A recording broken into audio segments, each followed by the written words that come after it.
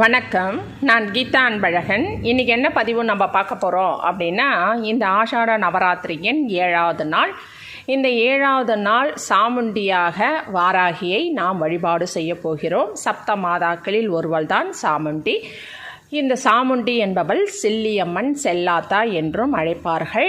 இந்த தேவி காளியின் ரூபம். ரொம்ப சக்தியானவள், சனி ஆதிக்கம் கொண்ட தெய்வம்.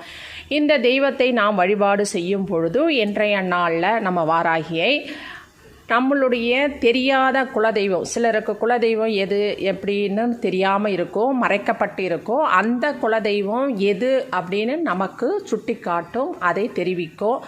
அல்லது குலதெய்வ சாபனை இருக்குது, குலதெய்வ பிரச்சனை இருக்குது, குலதெய்வ கட்டு இருக்குது அப்படின்னு நினைக்கிறவங்களுக்கு அதிலிருந்து நிவர்த்தி பண்ணி கொடுக்கும். இல்லை குலதெய்வத்தினுடைய பரிபூரண ஆசீர்வாதம் கிடைக்கும். நம்ம குலதெய்வ வழிபாடு எனக்கு